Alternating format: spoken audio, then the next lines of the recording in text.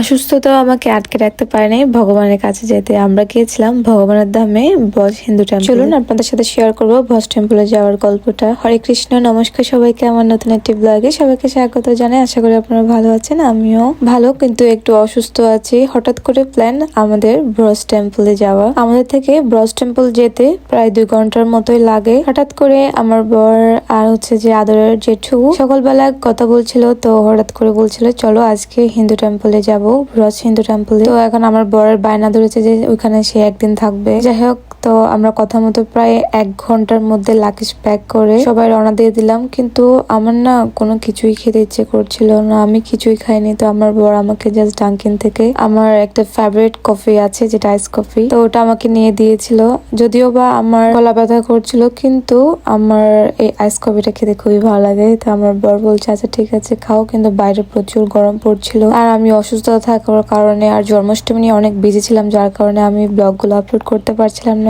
আমরা কিন্তু ব্রজ টেম্পলে গিয়েছিলাম প্রায় 1 মাসের মতোই হয়ে গিয়েছে, তো আমি এখন আপলোড করতেছি কেননা অসুস্থতা আর হচ্ছে যে আমি বিজি ছিলাম আমার কৃষ্ণ গোপালের জন্মদিন নিয়ে। মন্দিরে যাওয়া আর আমাদের সোসাইটিতে আবার একটা জন্মাষ্টমী হওয়া, তারপর হচ্ছে নাচের প্র্যাকটিস করা, সবকিছু মিলিয়ে না অনেক বিজি ছিলাম। এরপর যেহেতু কিছুই খাইনি, তো আমাকে ডাঙ্কিন থেকে আমি কিছু নিয়েছিলাম জাস্ট স্ন্যাক্স হিসেবে খাওয়ার জন্য। তো আমি খাচ্ছিলাম আর রাইস কফিটা খেয়েছি। মন্দিরে যাওয়ার কথা বললে আমাকে কেউ ধরে রাখতে পারে না, যে যতই আমি অসুস্থ থাকি আমি হ্যাঁ বলবোই বলবো। আমি কখনোই বলি না যে আমি অসুস্থ, আমি মন্দিরে যেতে পারবো না। বাইরে অনেক গরম পড়ছিল, অনেক রোদ, তারপরে বললাম না ভগবানের ধামে যেতে আমার খুবই ভালো লাগে, ভগবানের কাছে যাবোই যাবো। তো আমরা দেখো এখন হচ্ছে যে রওনা দিয়ে দিয়েছি, তো অনেকক্ষণ আগে হলো, প্রায় 2 ঘন্টা তো আমাদেরকে ড্রাইভ করতে হবে। আই মিন আমাকে না, আমার বরকে ড্রাইভ করতে হবে। আর পাই দাও আমি যেহেতু ফ্রন্টে বসি, তাহলে তো আমি ড্রাইভারই বটে, রাইট। আমার বরকে সামটাইমস ডিরেকশন দিই।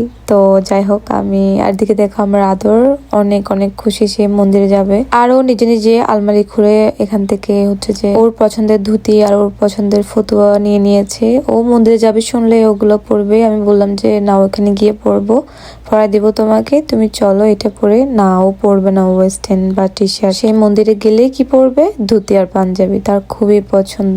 এটার জন্য আমি অনেক অ্যাপ্রিসিয়েট করি আমার আদরকে। যতই গরম হোক না কেন, যতই ঠান্ডা হোক না কেন, তার হচ্ছে যে ফেভারিট মন্দিরে যাওয়ার জন্য ধুতি আর পাঞ্জাবি, না হলে হচ্ছে বকুলবন্দি। আমরা যেতে যেতে প্রায় দুপুর গড়ালো, প্রায় 2টার মতো বাজলো। তো আমরা এদিকে লাঞ্চ কিনে খেতে হচ্ছিল। ওখানে মন্দির থেকে লাঞ্চ দেওয়া হয় না বা ডিনার দেওয়া হয় না, ওখানে ক্যান্টিন থেকে খেতে হয়, যেহেতু আমরা বাইরে অনেকক্ষণ ড্রাইভ করে বা জার্নি করে আসলাম। আর হচ্ছে এখানে ভাত তো দেওয়া হয় না, ভাত মনে হয় সন্ধ্যার সময় দেওয়া হবে। তো আমরা এখানে ইন্ডিয়ান ফুড যেগুলোই আছিল ওগুলোই হচ্ছে যে অর্ডার দিয়ে ওগুলোই খাচ্ছিলাম, কারণ আর এখন হচ্ছে লাস্ট টাইমে আসছে। আর ইন্ডিয়ানদের খাবার গুলা দোসা, ইডলি এগুলো তো একটু খাওয়া যায়, এই খাওয়াগুলো একটু করে ব্যাড লাগছিল, বাট ইটস ফাইন, আমরা খেয়ে ফেলেছি। এরপর আমরা মন্দিরে দেখতে যাচ্ছি, কেননা মন্দিরের ভিতর থেকে আমাদের চেক ইন করতে হবে। আর মন্দিরের ভিতর ঢুকতে এত সুন্দর ভিউটা, কত সুন্দর করে গাছ লাগানো হয়েছে দেখুন। আর যেহেতু এখন সামার, অনেক সুন্দর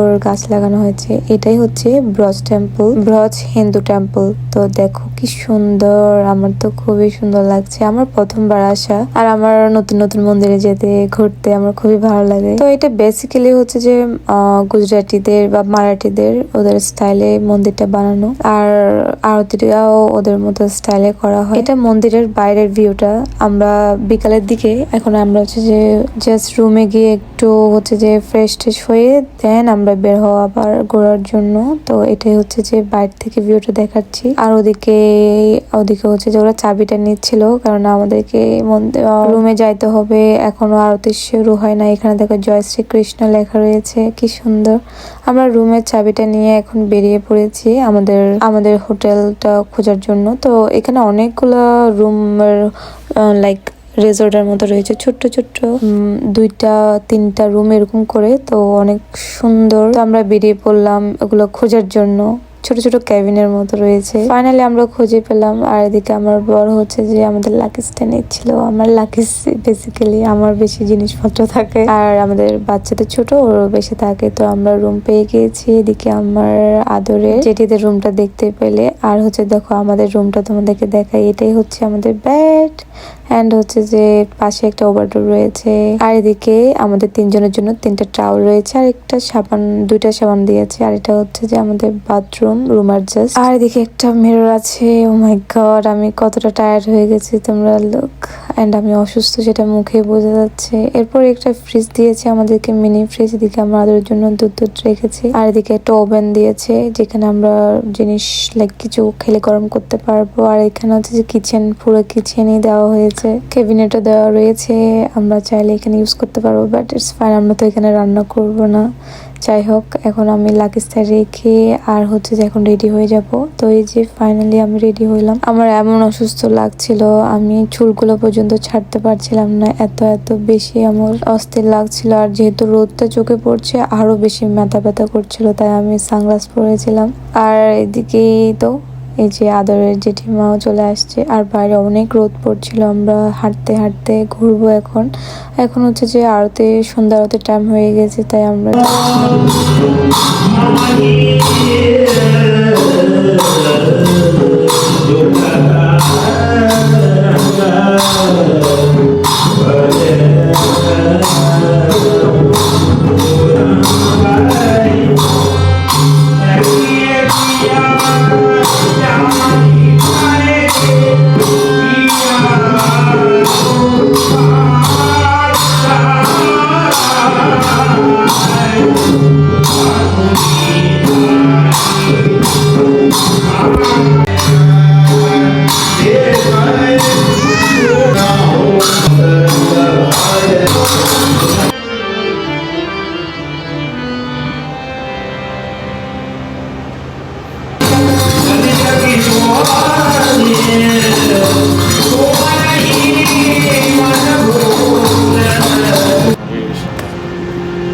তো সন্ধ্যা আরতি করা শেষ 6টা, 6:30টার মধ্যে। এরপর আমরা একটু বাইরে ঘুরছিলাম, বাইরে ঘুরে ঘুরে দেখছিলাম। এদিকে দেখো একটা ঘন্টা রয়েছে। আর এখানে গঙ্গা মাতার পূজা করা হয় গঙ্গার ঘাটে। আর এখানে অলরেডি একটা ছোট্ট একটা মূর্তিও রয়েছে। আর এখানে দেখো ছোট্ট একটা কচ্ছপ দেখতে পাচ্ছি। আর এখানে একটা নামে অনেকগুলো কচ্ছপ দেখতে পেয়েছিলাম। এটা দেখো সুন্দর করে বসে আছে আর রোদ লাগাচ্ছিল তার গায়ে। আর এখানে কত সুন্দর একটা ঝর্ণা রয়েছে, পাশে অনেকগুলা হাঁস, অনেক সুন্দর লাগছিল, একদম মনোরম দৃশ্য, যেটা আমি দেশে দেখতে পাই।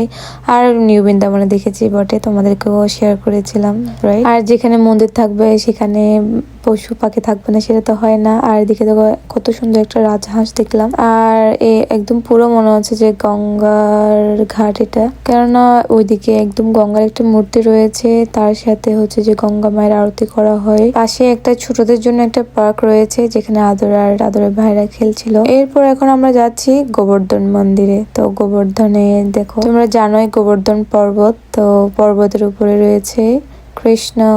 আর এখানে বলা হয় যে পাকে বিহারী। তো আমরা এখানে 7 পাক ঘুরলাম। আর এই ছোট্ট কুঠির মতো মন্দির বা ঘরের মতোই এখানে রয়েছে। চলো তোমাদেরকে দেখাবো এখানে ভিতরে কত সুন্দর একটা মাটির আলপনার কত মতো। চলো তোমাদেরকে আগে এদিকে একটু ঘুরে ঘুরে দেখাই, এরপর হচ্ছে যে ওই মাটির ঘরটা দেখাবো এখানে কি আছে। তো এখানে দেখো আমরা পর্বতটা ঘুরে ঘুরে দর্শন করলাম। তো চলো, এখানে হচ্ছে যে গৌরনিতাই রয়েছে আর রাধার বল্লভ রায় রয়েছে। এখানে তোমাদেরকে যে দেখালাম মাটির ছোট্ট ঘর, ওটাতে এটা রয়েছে। তো আমরা কিছুক্ষণ পাশে বসেছিলাম। এরপর আমার একটু খারাপ লাগছিল, তো এদিকে আমরা একটু ছবি তুলে নিলাম। এবার হচ্ছে মন্দিরে চলে যাব, কেননা ওনারা বলেছে 8 o'clock-এর আগেই ডিনারটা কমপ্লিট করতে হবে। তাই আমরা 8টার বাজার মধ্যেই আমরা ঢুকে পড়লাম ক্যান্টিনে। যদি এরপর আসো তাহলে আর প্রসাদ পাবে না, যার কারণে আমরা চলে আসলাম। এরপর হচ্ছে যে এখানে এই প্রভুটা একটু চা আমাদেরকে দিচ্ছিল, যেটা হচ্ছে মশলা টি। তো মশলা টিটা খেয়ে আমার একটু ভালো লাগছিল, কারণ অনেকটা মাথা ব্যথা করছিল, যেহেতু অনেক অসুস্থ ছিলাম। তো যাই হোক, এরপর হচ্ছে টিকিট নিয়েছি।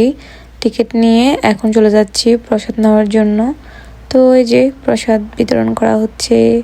আর এই যে আজকের প্রসাদে রয়েছে চিপস, ছোলে, অন্ন, আর একটা হচ্ছে যে পুরি, আর হচ্ছে যে এখানে একটা কিছু স্যুপ ছিল। তো আমরা হচ্ছে যে এখন ডিনারটা কমপ্লিট করার পরে আবার একটু ঘুরছি, কেননা এত সকাল সকাল গিয়ে কি করব রুমের মধ্যে।